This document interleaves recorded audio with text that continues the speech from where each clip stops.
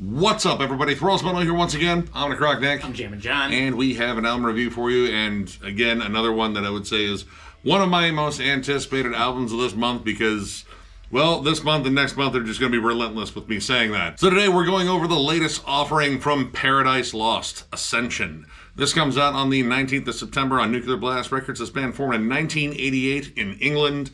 This is their 18th full length, if you're counting the re-recordings, which we are. We reviewed their last album, Obsidian, which, hard to believe, was like 5 years ago. Yeah, no shit. And for those that don't know, this is one of the best bands in the Peaceville 4. I would say the best band in the Peaceville 4. That's just me, though. One of the godfathers of Death Doom / melodic Death Doom, gothic metal. I don't know. This band's just flat out amazing. We saw them at MDF 2025. Huge bucket list band for me.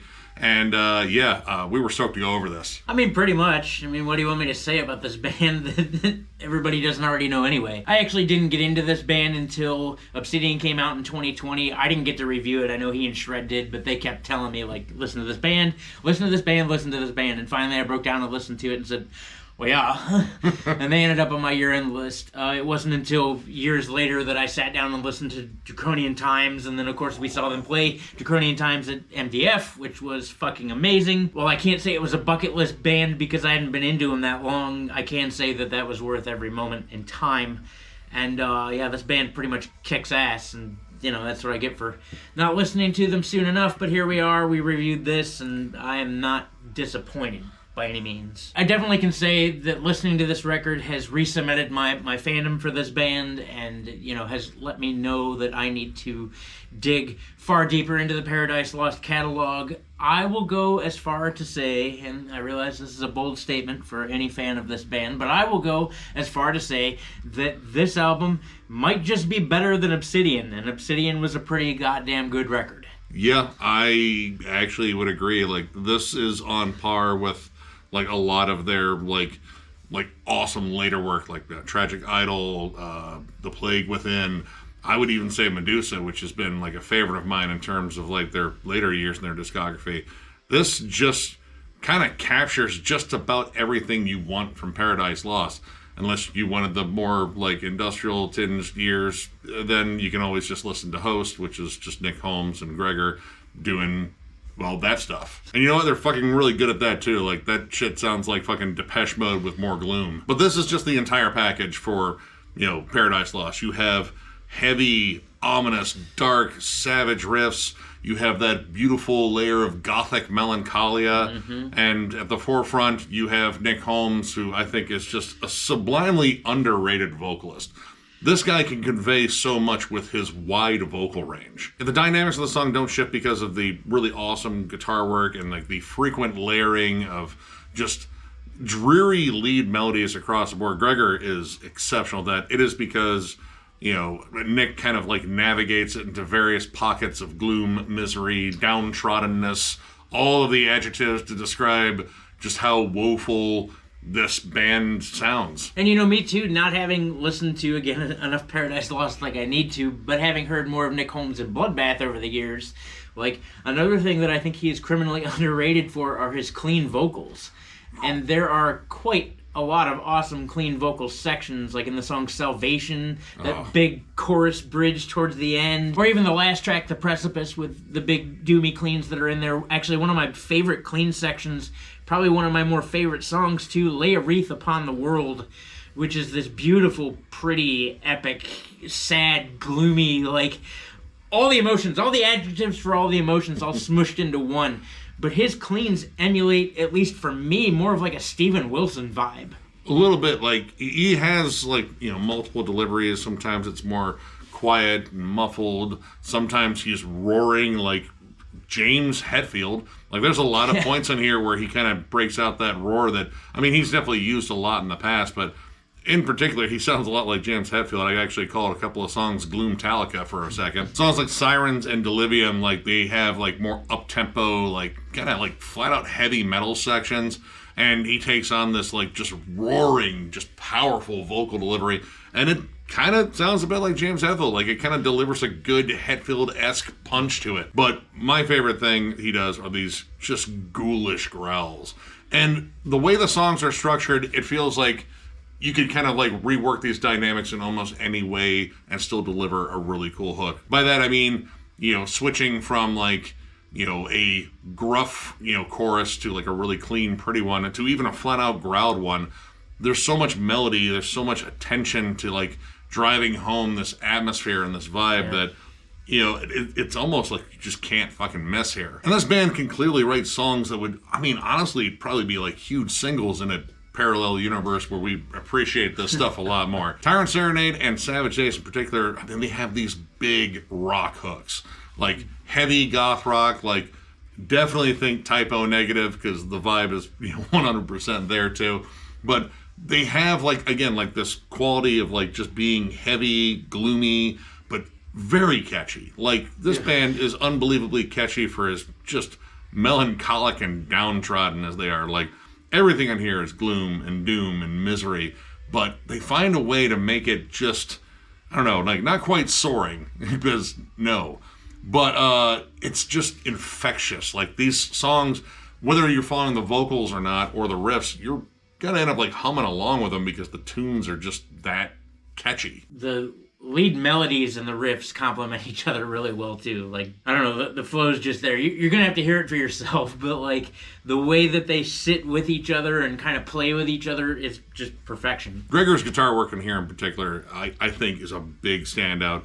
Not that I think he's ever really slouched in that department, but on here, I feel like not only are the lead melodies that complement these big, lumbering, doomy riffs just, absolutely infectious and really make the riffs stand out, the lead work on here, I think, is incredible. It's not, like, technical or flashy, but it fits perfectly.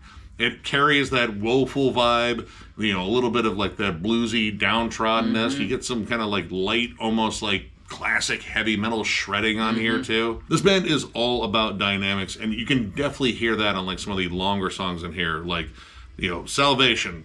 My God, I love that track. That might be like the best track on here. I don't know. The Precipice is also up there too. But when they do these longer, more drawn out tracks, the builds are huge. You can feel every layer of atmosphere build up.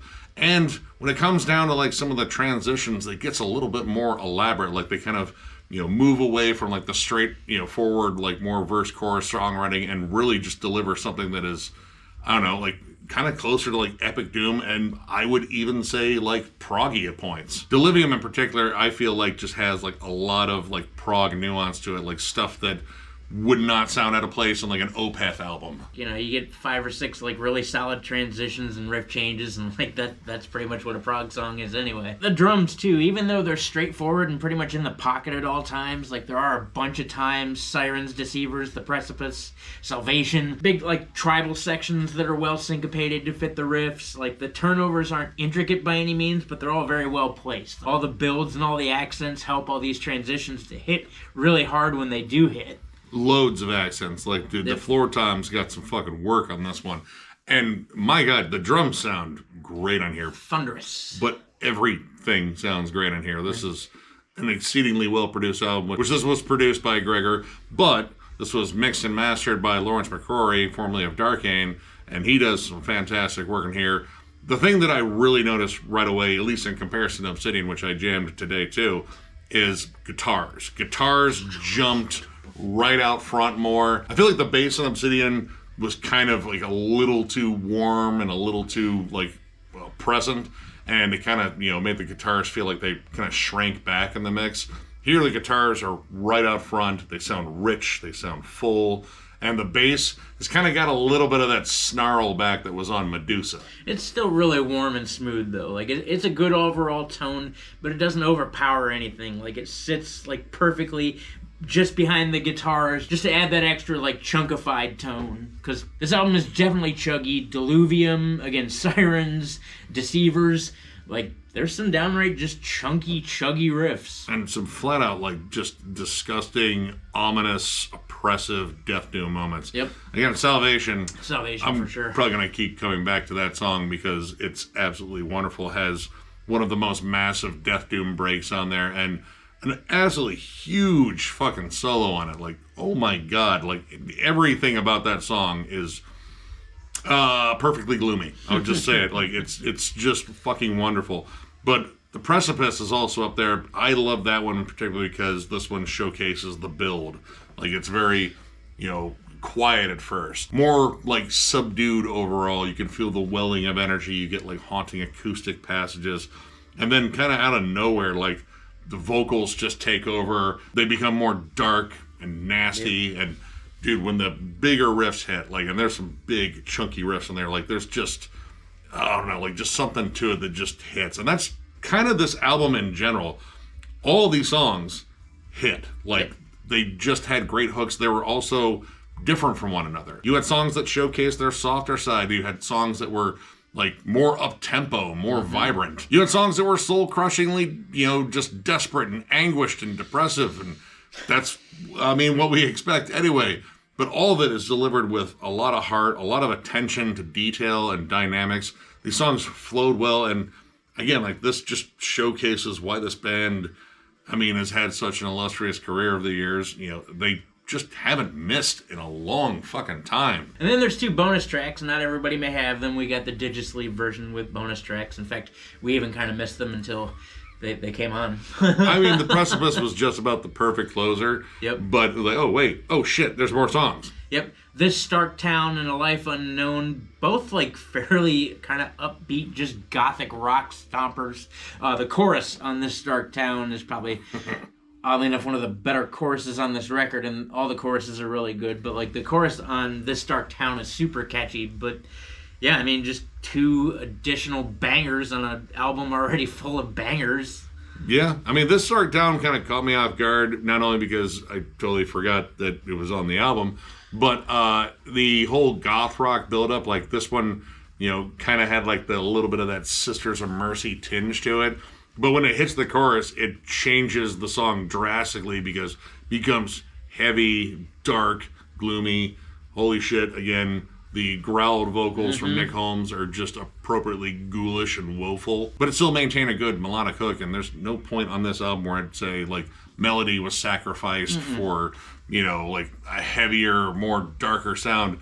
They have, like, this perfect balance of it. And as far as any negatives on here, I legit don't have any. 0. Like, this album is wonderful. I will say maybe with the bonus tracks, it runs a little bit long, but that just depends on what version you get.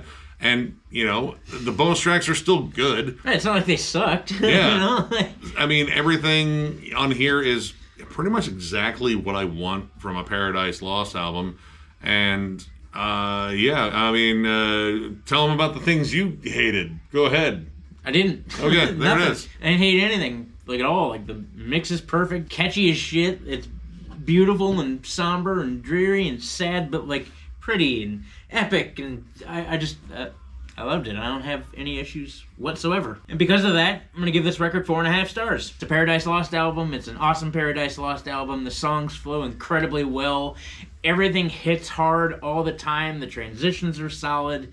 The melodies and the harmonies are epic. And, like, even though they're kind of soaring at times, they're also really gloomy and sad. And I'm glad I have a therapy appointment after this record, I'm going to be honest with you. But, man, catchy, doomy, heavy, pretty. It's brilliant. It's a brilliant release. And I kind of thought it would be because it's Paradise Lost. And they didn't disappoint at all. If you've been a longtime fan of this band, or hell, even things like Tribulation or Typo Negative for sure, or I'm going to be honest, there were a couple thrashy moments, some Metallica, a little bit of Testament actually in there too. If you're a fan of any of that, or once again have just been a longtime fan of this band, check it out. You're probably going to love it.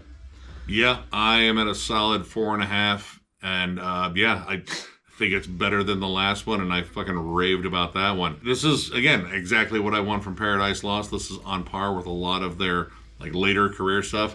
And you know what? Even, I would say, is kind of comparable to albums like Draconian Times, which, that's, like, one of the fucking big ones there. It's just awesome seeing a band, like, this far into their career still churning out stuff that I feel is, like, meaningful. It represents their genre incredibly well. They don't sound tired. They don't sound like they're just phoning it in. Everything in here is just wrought with emotion and, you know, well, of course, all the dark ones. And the songwriting in here is, again, like expert level. Like, they build well, they get to the hooks well. There's a lot of variety in terms of like the songs in here. Like sometimes it's absolutely soul crushing and just oppressive as hell with the, you know, just flat out death doom moments.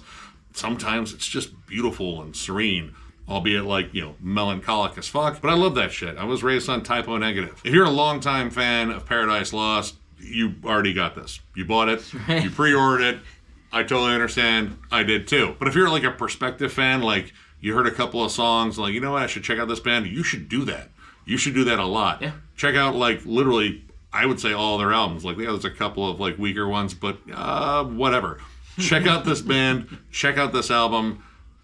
This is absolutely fucking killer, and I'm looking forward to listening to this a hell of a lot more. So, if you enjoyed this review, give it a thumbs up, and if you are new to the channel, subscribe, because we do stuff like this all the time.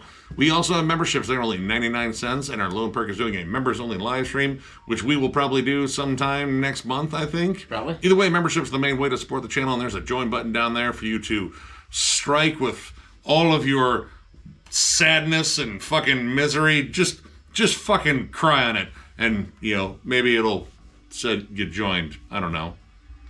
Nice. Very good job. Cry. But that's cool. If you don't want to cry, I understand. If you want to smile or something, I don't know, you're probably going to cry after you listen to this, but it'll be in a good way, because you'll also be really happy about the fact you cried. I don't know. If you don't hit the button, it's cool. We do tons and tons and tons of shit here. Non-members only live streams. In fact, we just did one last night for the hell of it. Had some friends come on there with us and hang out, so that was really cool. We have album reviews. We have discography rankings. We have multiple discussion segments. States of Metal, is it metal, is it not metal, Nick's never-ending collection updates, tons of forums, just all metal all the time. It's what we do here at Thralls of Metal, and we do it for you guys. That's right. Thank you very much for being a part of Thralls of Metal. We couldn't do this without you. I don't know if I'd want to keep doing this without you guys. I mean, you guys definitely make it entertaining, and we appreciate you being here. We just passed 22,000 subscribers like last night, which was pretty fucking insane, because I never thought it would ever get this big ever, but you guys keep it going. We appreciate you. Yeah, you guys absolutely roll. Tons of content coming your way. So one more big thank you, because you guys are awesome,